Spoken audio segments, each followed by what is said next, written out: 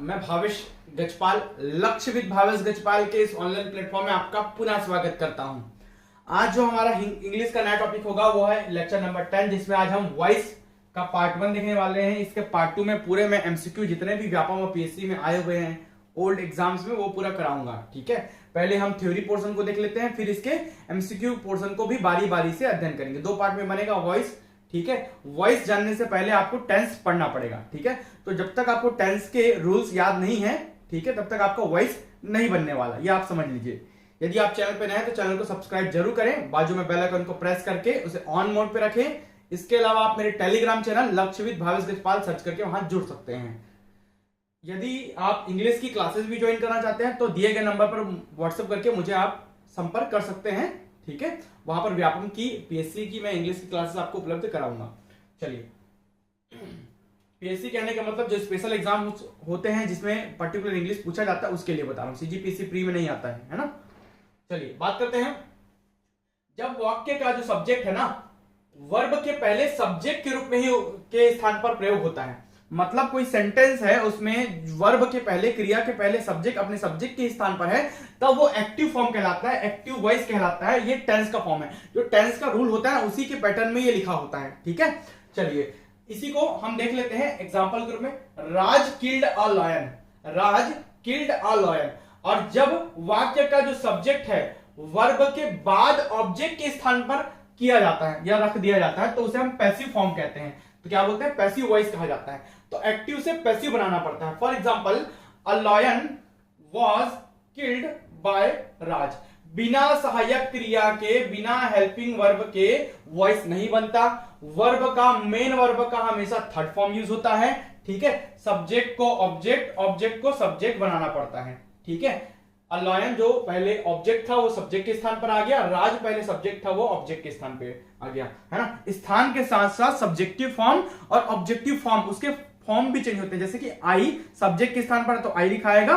ठीक है, और जब वो ऑब्जेक्ट के स्थान पर चला जाएगा तो वो मी हो जाएगा, ऑब्जेक्टिव फॉर्म हो जाएगा। तो सब्जेक्टिव और ऑब्जेक्टिव फॉर्म में भी ट्रांसफॉर्मेशन होता है। उसी को एक्टिव से पैसिव बनाने के नियम में लिखा गया है कि भाई एक्टिव वॉइस का रूल नंबर 1 क्या बोलता है कि एक्टिव वॉइस वाले वाक्यों को पैसिव वॉइस बनाते समय वाक्यों के सब्जेक्ट को ऑब्जेक्ट के स्थान पर और ऑब्जेक्ट को सब्जेक्ट के स्थान पर प्रयोग करते हैं। मतलब सब्जेक्टिव फॉर्म और ऑब्जेक्टिव फॉर्म चेंज होता है उसका। ठीक है, जब प्लेस चेंज करेंगे तो। रूल नंबर 2 क्या बोलता है? हमेशा वर्ब का तीसरा रूप यूज होता है। ठीक है, बिना सहायक क्रिया के कभी भी वॉइस नहीं बनेगा भाई। ठीक है, रूल नंबर 3 क्या बोलता है? पैसिव वॉइस में सामान्यता रूप से हम मुख्य क्रिया के बाद बाय का प्रयोग करते हैं। किसका प्रयोग करते हैं? मुख्य रूप से बाय का प्रयोग करते हैं। यहां पर एक एडिशनल आपको दिख रहा है, बाय, बाय का प्रयोग करते हैं। परंतु कुछ मुख्य क्रियाएं ऐसी होती है जिनके बाद एट, इन, टू का प्रयोग किया जाता है। ठीक है, क्रिया के बाद बाय का प्रयोग करते हैं सामान्यता 95% केसेस में, लेकिन 5% ऐसे कुछ अपवाद हैं, ऐसे क्रियाएं हैं जिनके बाद हम एट, इन और टू का भी प्रयोग करते हैं। उसको अगले वीडियो में मैं कवर करूंगा। ठीक है, क्वेश्चन के साथ। तो रूल नंबर 4 क्या बोलता है? एक्टिव वॉइस से पैसिव वॉइस बनाते समय हम वाक्य के टेंस को निम्नलिखित नियमों के आधार पर परिवर्तित करेंगे। अब कैसे परिवर्तित करेंगे वो आगे रूल्स पूरा मैंने शामिल कर रखा है इसमें। ठीक है, इसके अलावा जैसे कि हमने टेंस के 12 मुख्य रूप से क्या पढ़े थे, वर्गीकरण पढ़ा है। ठीक है, 3 टेंस, प्रेजेंट, पास्ट, फ्यूचर, हर एक का 4 भाग। प्रेजेंट इंडेफिनेट मतलब सिंपल, है ना। Present continuous, present perfect, present perfect continuous, ये हो गया 1 का 4। ऐसे ही पास्ट के, ऐसे ही फ्यूचर के। तो उन 12 में से केवल 8 का ही क्या बनता है? आपका वॉइस बनता है। ठीक है, 8 फॉर्म का ही वॉइस बनता है। इंट्रोगेटिव, नेगेटिव तो मैंने टेंस जब कराया है तब बताया हुआ है। ठीक है, चलिए बात करते हैं प्रेजेंट इंडेफिनेट किनका किनका वॉइस बनेगा। प्रेजेंट कंटिन्यूअस का बनेगा, प्रेजेंट परफेक्ट का, प्रेजेंट, है ना, परफेक्ट का, और परफेक्ट कंटिन्यूअस का कभी भी वॉइस नहीं बनता। किसी भी परफेक्ट कंटिन्यूअस टेंस के, चाहे वो प्रेजेंट हो, चाहे वो पास्ट हो, चाहे वो फ्यूचर हो, उसके वॉइस नहीं बनते। तो प्रेजेंट के कितने? 1 2 3। पास्ट इंडेफिनेट मतलब पास्ट सिंपल, इंडेफिनेट मतलब सिंपल ही है। Past continuous, past perfect, past के भी 3 हो गए। चौथा जो पास्ट परफेक्ट कंटिन्यूअस उसका भी वॉइस नहीं बनेगा। ठीक है, मतलब एक्टिव से पैसिव नहीं जाएगा वो। फ्यूचर इंडेफिनेट का बनेगा और फ्यूचर परफेक्ट का बनेगा। फ्यूचर कंटिन्यूअस और फ्यूचर परफेक्ट कंटिन्यूअस, मतलब फ्यूचर का दूसरा वाला कंटिन्यूअस वाला और चौथा वाला परफेक्ट कंटिन्यूअस वाला, इसके वॉइस नहीं बनते हैं। तो कितने के बनेंगे? इन 8 जो फॉर्म्स है टेंस के, उनके ही वॉइस हम बनाएंगे। ठीक है, चलिए बात करते हैं आगे। अब रूल्स को देख लेते हैं पूरे एग्जांपल के साथ। यहां पर रूल्स लिखा हुआ है, ठीक है, कैसे कन्वर्ट करना है एक्टिव से पैसिव। एक्टिव मतलब जो टेंस का फॉर्मूला है, टेंस का जो रूल है वो फॉलो करेंगे। पैसिव बनाते समय हम वॉइस के रूल्स को फॉलो करते जाएंगे। फॉर एग्जांपल प्रेजेंट इंडेफिनिट या सिंपल टेंस के लिए हम देखते हैं एक्टिव फॉर्म कैसा होगा? सब्जेक्ट वर्ब का फर्स्ट फॉर्म या फिफ्थ फॉर्म। फिफ्थ फॉर्म किसको बोलते हैं? एस या ईएस वाला, जैसे वर्क का वर्क्स। ठीक है, तो ये एस या ईएस वाले फॉर्म को वर्ब का फिफ्थ फॉर्म कहा जाता है। ठीक है, प्लस ऑब्जेक्ट, ये है आपका active form. Present indefinite tense का ये रूल स्ट्रक्चर है। ठीक है, इसका जो एग्जांपल है वो क्या है? He helps me. He subject, helps मुख्य क्रिया, फिफ्थ फॉर्म वाला एस लगा है, और me object. He helps me, he helps me. Passive बना रहे हैं, एक्टिव से कन्वर्ट कर रहे हैं पैसिव वॉइस में, मतलब वॉइस बना रहे हैं। ठीक है, तो सब्जेक्ट ऑब्जेक्ट का सब्जेक्ट हो जाएगा, सब्जेक्ट का ऑब्जेक्ट हो जाएगा। इज एम आर बिना सहायक क्रिया के वॉइस नहीं बनता। तो कंटिन्यूअस का जो प्रेजेंट कंटिन्यूअस टेंस है उसका सहायक क्रिया होता है इज एम आर, उसको खींच के हम ला लेते हैं वॉइस बनाते समय किसमें? प्रेजेंट इंडेफिनिट के कन्वर्जन में, एक्टिव से पैसिव में। मतलब इज एम आर को हम यूज करेंगे वॉइस बनाते समय प्रेजेंट इंडेफिनिट के स्ट्रक्चर में। ठीक है, वर्ब का थर्ड फॉर्म लगता है, एक बाय लगेगा और एक ऑब्जेक्ट लगेगा। ठीक है, तो मी ऑब्जेक्ट की जगह है, जब वो सब्जेक्ट में लिखा था मी का सब्जेक्टिव फॉर्म क्या होता है? आई होता है। तो मी का लिखा गया आई, ये देखिए ऑब्जेक्ट सब्जेक्ट की जगह मी आगे सब्जेक्ट की जगह मी नहीं लिख सकते हम, मी नहीं लिखेंगे। क्यों? क्योंकि वो ऑब्जेक्टिव फॉर्म है, आई होता है उसका सब्जेक्टिव फॉर्म। तो सब्जेक्टिव फॉर्म है आई के बाद सहायक क्रिया क्या लगता है? इज एम आर में से, ठीक है, एम लगता है। आई के साथ सहायक क्रिया एम लगता है, तो आई एम।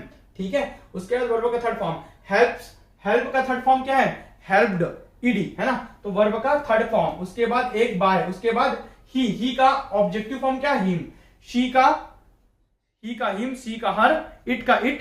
ठीक है, तो इस प्रकार से सब्जेक्ट का ऑब्जेक्टिव का सब्जेक्टिव फॉर्म कन्वर्ट होता है। तो ही का क्या लिखते हैं? हिम। तो I am helped by him, मतलब जो सीधा सीधा बोल रहे हैं ना, ही हेल्प्स मी। ठीक है, उसने मेरी मदद की, है ना। तो हम उसको क्या बोल रहे हैं? I am helped by him, मेरी मदद उसके द्वारा की गई, मेरी मदद उसके द्वारा की गई, घुमा के बोल रहे हैं बस।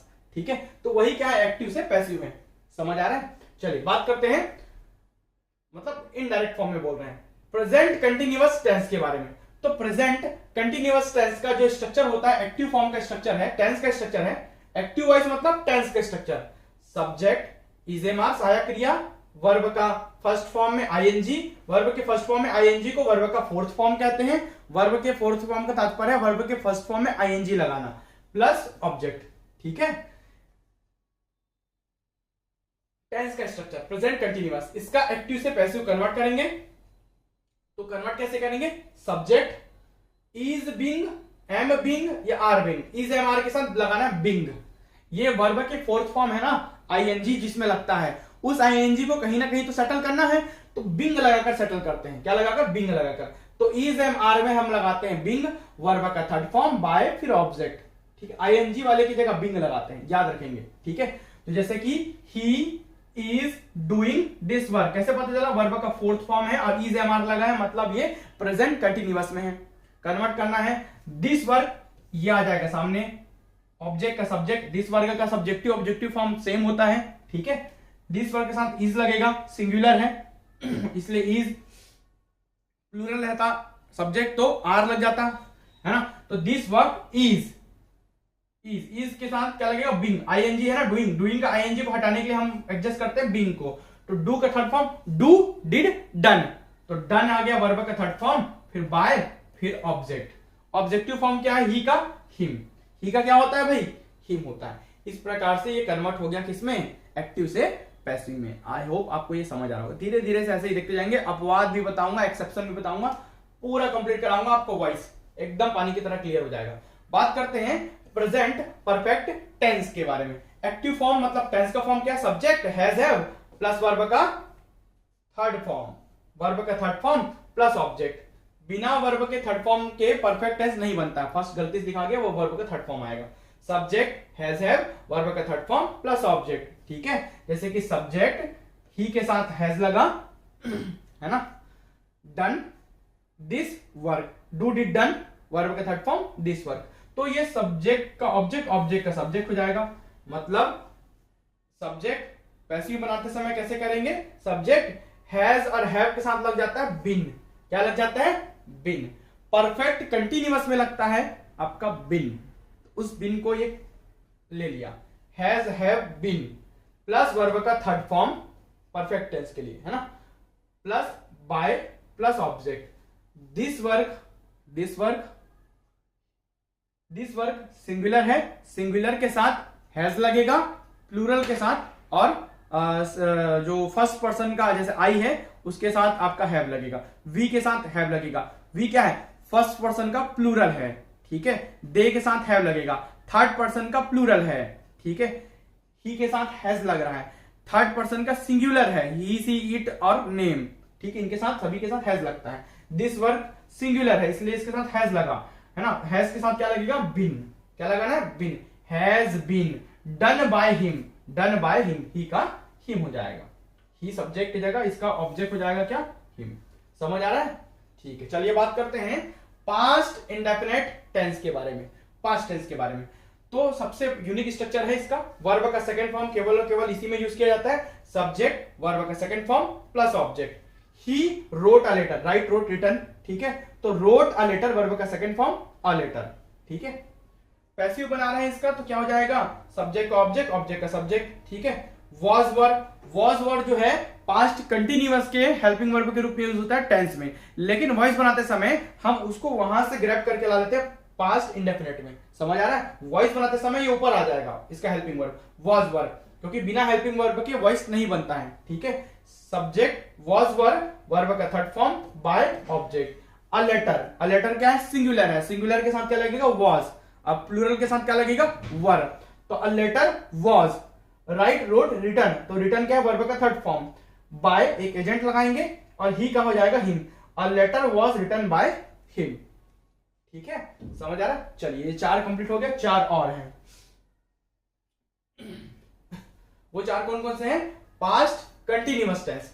पास्ट कंटिन्यूअस टेंस का जो स्ट्रक्चर है, मतलब जिसे हम एक्टिव वॉइस कहते हैं, जो टेंस का स्ट्रक्चर होता है, सब्जेक्ट वॉज वर्ब, वर्ब के फर्स्ट फॉर्म में आईएनजी मतलब वर्ब का fourth form plus object.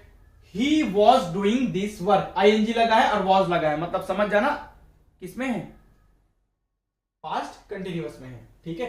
Active से पैसिव बना रहे हैं, सब्जेक्ट वॉज वर्ब, आईएनजी को हटाने के लिए हमेशा क्या लगाते हैं, बिंग लगाते हैं। वर्ब के फोर्थ फॉर्म मतलब आईएनजी वाला फॉर्म, जब भी टेंस में आईएनजी वाला फॉर्म है उसको हटाने के लिए बिंग का उपयोग करते हैं, ठीक है।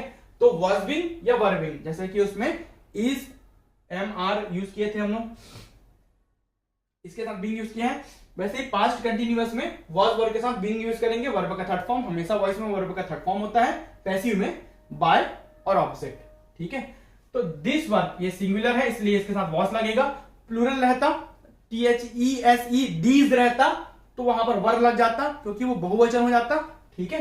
दिस वर्क वॉज सहायक क्रिया सिंगुलर वाली, सिंगुलर सब्जेक्ट तो सिंगुलर सहायक क्रिया, सिंपल सा सब्जेक्ट वर्ब का एग्रीमेंट होता है। पढ़ाया हूं पहला ही टॉपिक जो डेमो डाला था, सब्जेक्ट वर्ब एग्रीमेंट, उनके बीच एग्रीमेंट होता है कि सिंगुलर है तो मैं भी सिंगुलर रहूंगा, प्लूरल है तो मैं भी प्लूरल रहूंगा, कुछ एक दो अपवाद को छोड़कर। इंग्लिश में इतने एक्सेप्शन है कि आपको कुछ ना कुछ रूल्स याद करने ही पड़ते हैं, है ना। This work was being done by him, ठीक है। अब तो समझ गए होंगे आप कन्वर्जन जो हो रहा है। अब बात करते हैं पास्ट परफेक्ट टेंस की, किसकी बात करेंगे, पास्ट परफेक्ट टेंस की।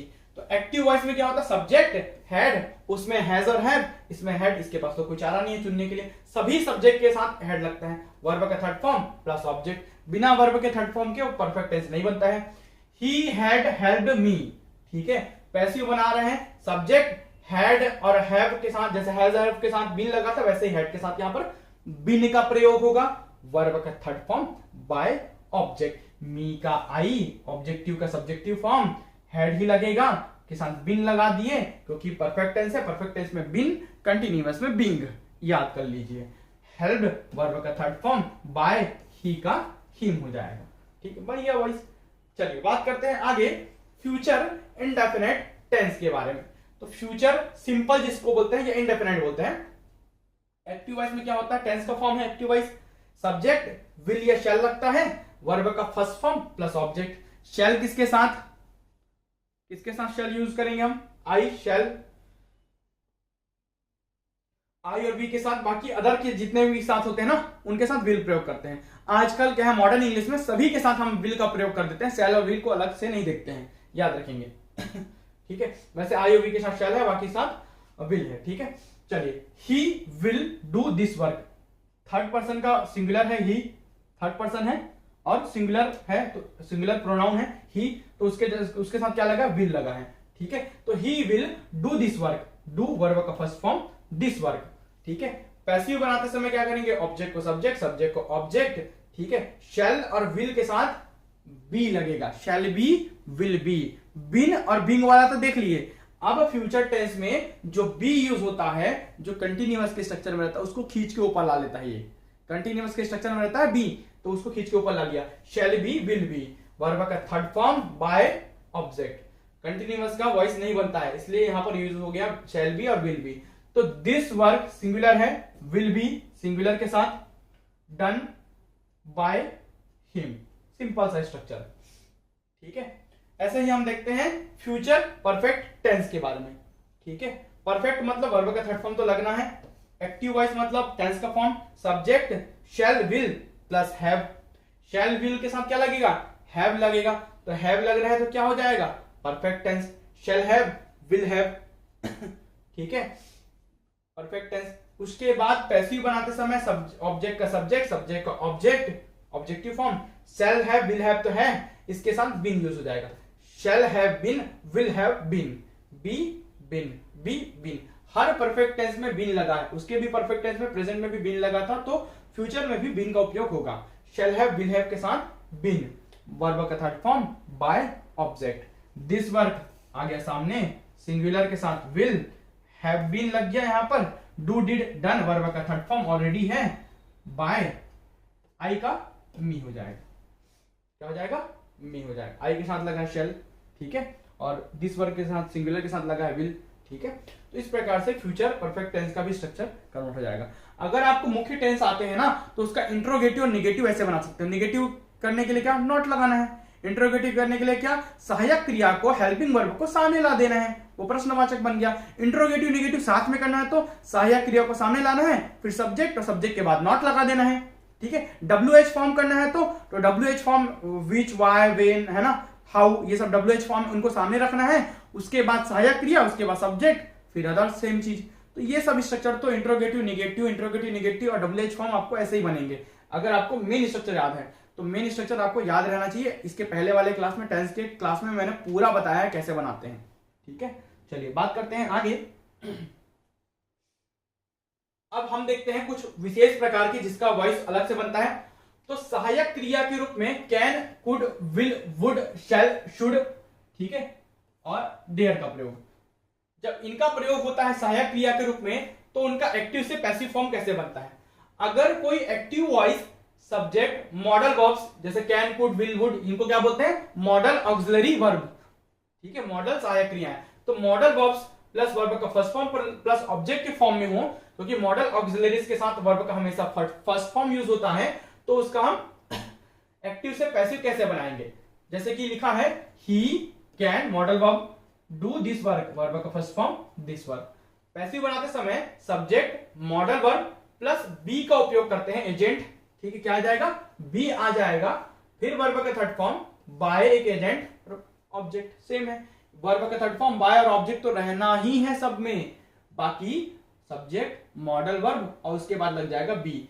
तो दिस वर्क, ऑब्जेक्ट का सब्जेक्ट, सिंगुलर है तो कैन हो जाएगा, है ना, this work can be done, verb का third form bye him, he का हो जाएगा ऑब्जेक्ट में जाके हिम, शी का हर, इट का इट।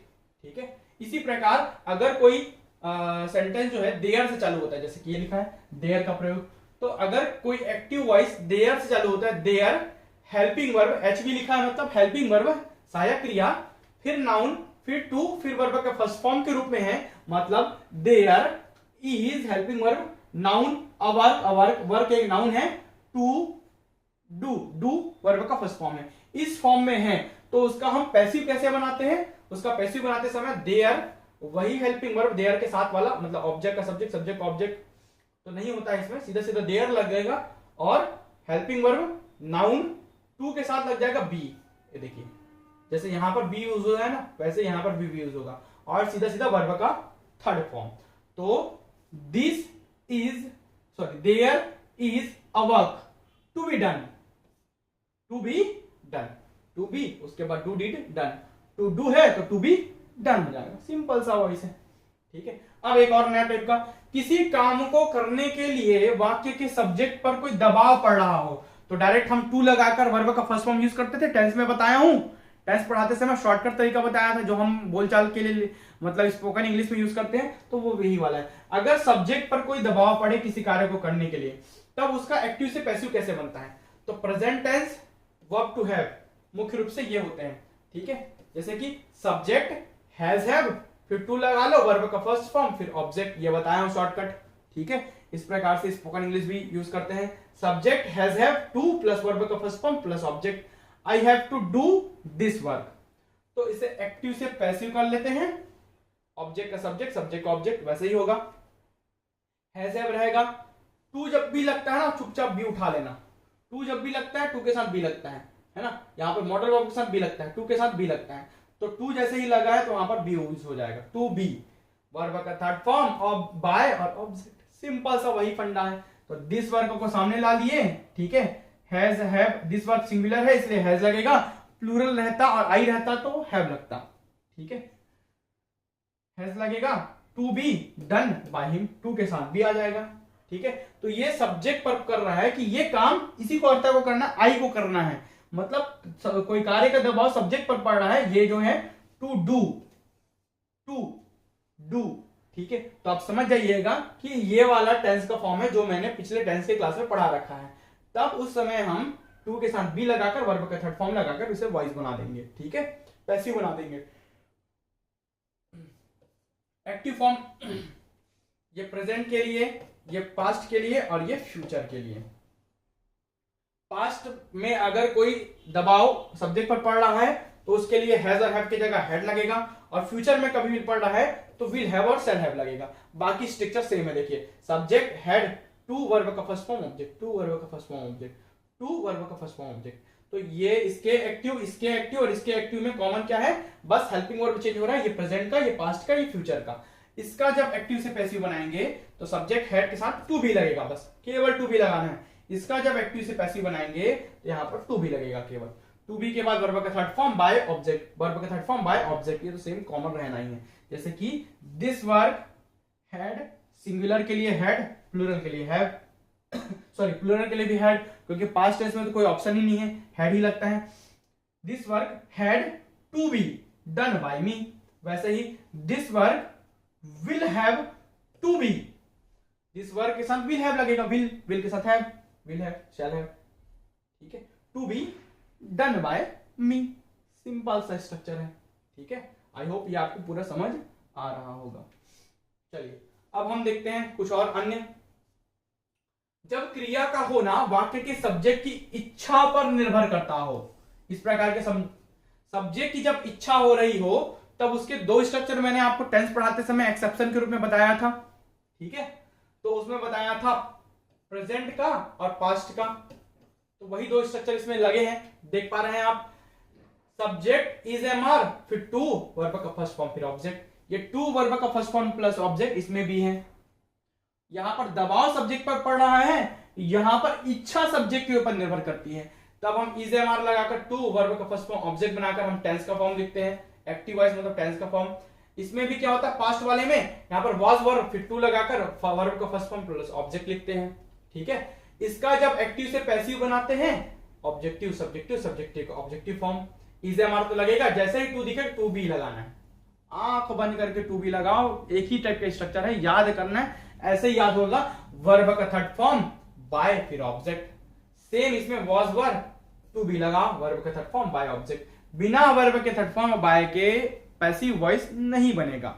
ठीक है, चलिए he is to do, to के साथ वर्ब का फर्स्ट फॉर्म यूज हुआ है, और सहायक में सहायक क्रिया दिख रही है, मतलब आप समझ जाइएगा कि ये जो सब्जेक्ट है उस पर इच्छा पर निर्भर कर रहा है कोई काम। ये वाला सेंटेंस है। तो this work is to be done by him, to be हो जाएगा डन बाय हिम, वैसे घुमा कर बोल रहे हैं केवल।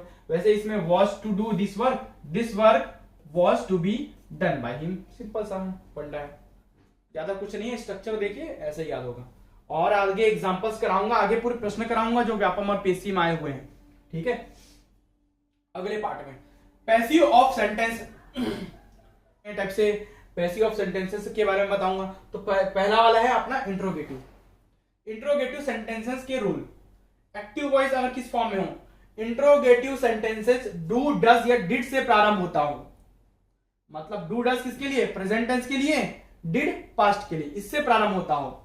तो फॉर एग्जांपल हम देखते हैं does he helps you, sorry does he help you, do और डज जो कि प्रेजेंट टेंस का सहायक क्रिया है इंट्रोगेटिव और नेगेटिव बनाने के लिए। डज ही हेल्प यू ये आपका इंट्रोगेटिव सेंटेंस है प्रेजेंट टेंस के लिए। तो इसका पैसिव बनाते समय सब्जेक्ट के स्थान पर प्रयोग किए गए ऑब्जेक्ट के नंबर और पर्सन के अनुसार is am are was verb का प्रयोग करते हैं। Is am are do does के लिए और डिड के लिए वॉज वर्ब का प्रयोग करेंगे, है ना। तो देखते हैं ऑब्जेक्ट में क्या यूज हुआ है, यू जब सामने ला देंगे, सपोज आप यू को सामने ला दिए सब्जेक्ट के रूप में, तो यू का सब्जेक्टिव फॉर्म भी यू है, यू को जब ऑब्जेक्ट में लिखते हैं तो भी यू ही लिखाता है, उसका कोई अलग फॉर्म नहीं है है ना। तो इसको ला दिया हम सामने, तो सामने ला दिए तो यू के साथ क्या लगता है सहायक क्रिया, यू सिंगुलर भी है, यू प्लूरल में भी यू लिखाता है, ठीक है, और सब्जेक्ट में भी और ऑब्जेक्ट में भी। तो यू के साथ हमेशा लगता है आर, सहायक क्रिया क्या लगता है आर, तो यू आर बनता। लेकिन यहां पर प्रश्नवाचक वाक्य है तो जाहिर सी बात है प्रश्नवाचक में यू के साथ जो आर हेल्पिंग वर्ब लग रहा है वो हो जाएगा सामने, इसलिए आर यू यूज हुआ है, समझ आ रहा है। अब सब्जेक्ट क्या बन गया, अब सब्जेक्ट बन गया यू, तो यू जब सब्जेक्ट बन गया इसके साथ सहायक क्रिया क्या लगेगी आर, तो इसके जगह पैसिव बनाते समय आर पीछे ना लिखकर आर सामने लगते हैं, क्योंकि हेल्पिंग वर्ब को सामने करने पर वो इंट्रोगेटिव सेंटेंस बन जाता है, समझ आएगा। हेल्प का वर्ब का थर्ड फॉर्म हो जाएगा, सब्जेक्ट के बाद ही वर्ब लगता है क्रिया, है ना, चाहे मुख्य क्रिया चाहे सहायक क्रिया, यहाँ पर मुख्य क्रिया लगेगी और बाय एक एजेंट, उसके बाद हिम किसके लिए, ही यहाँ पर सब्जेक्ट की जगह, यहाँ ऑब्जेक्ट की जगह, तो ही यहाँ पर सब्जेक्ट, तो ऑब्जेक्टिव फॉर्म क्या होता है ही का, हिम, ठीक है। इस प्रकार ये कन्वर्ट हो जाएगा, कितना आसान है। अब इंट्रोगेटिव सेंटेंस जो है is am are was word से प्रारंभ होता हूं, अभी डू डज और डिड से प्रारंभ हो रहा है। Is am are was word से कब प्रारंभ होता है, जब वो कंटिन्यूअस टेंस में चलता है। Is am are present continuous के लिए, वॉज वर्ड पास्ट कंटिन्यूअस के लिए, ठीक है। ये जब चलता है कंटिन्यूअस टेंस में तब ये सभी चीजें यहां से चालू होती हैं, इज एम आर या वाज वर्ब से। जैसे कि प्रेजेंट के लिए एग्जांपल लेके बताया हूं, are you doing this work, verb का फोर्थ फॉर्म मतलब कंटिन्यूअस टेंस, बताया ना, फट से पकड़ा आएगा। यू आर लगा है मतलब प्रेजेंट कंटिन्यूअस है, हेल्पिंग वर्ब देख के आप पता लगा लोगे कि ये कंटिन्यूअस है और ये आर लगा है इसलिए प्रेजेंट कंटिन्यूअस है। सहायक क्रिया देख के, हेल्पिंग वर्ब सहायक क्रिया, मुख्य क्रिया में आईएनजी देख के आप कंटिन्यूअस का पता लगा सकते हैं, दिस वर्ब। अब इसको कन्वर्ट कैसे करते हैं, ठीक है, तो वाक्य के प्रारंभ में करते हैं तथा बिंग का प्रयोग करते हैं। देखिए सब्जेक्ट के स्थान पर प्रयोग किए गए ऑब्जेक्ट के नंबर और पर्सन के अनुसार वाक्य के प्रारंभ में करते हैं तथा बिंग का प्रयोग करते हैं। देखिए ये दिस वर्क जो है ना ऑब्जेक्ट में, यहां पर ये सब्जेक्ट में आ जाएगा। दिस वर्क एक सिंगुलर है तो सिंगुलर के साथ आर लगा है, मतलब ये प्रेजेंट टेंस में चल रहा है, प्रेजेंट कंटिन्यूअस में। प्रेजेंट कंटिन्यूअस के तीन ही सहायक क्रिया इज एम आर सिंगुलर के साथ लगता है, इज मतलब दिस वर्क के साथ लगना चाहिए इज, चूंकि इंट्रोगेटिव बना रहे हैं इसलिए इज आ जाएगा सामने, इज आ जाएगा कहां सामने, है ना।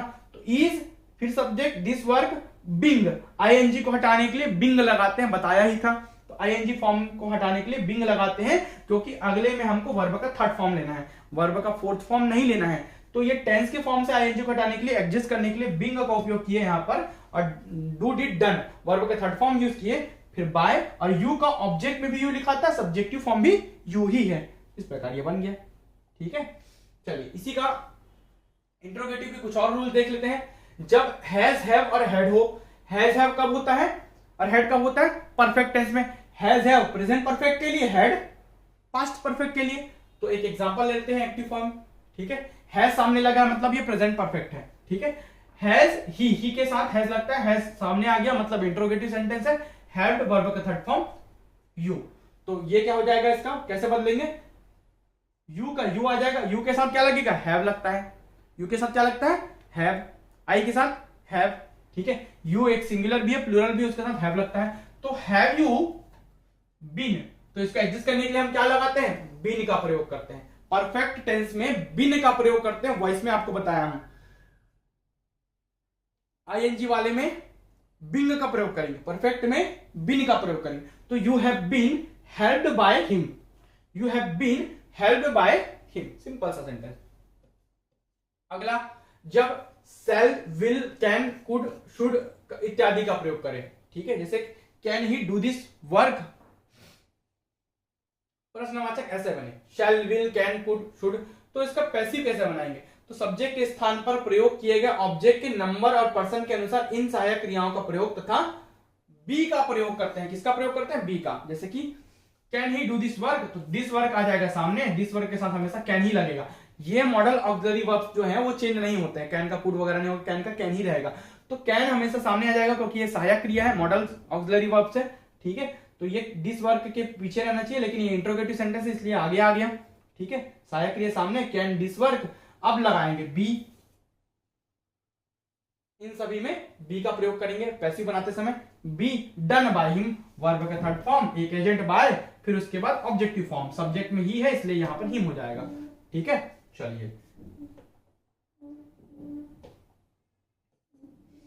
चलिए बात करते हैं अगले एक्टिव फॉर्म की।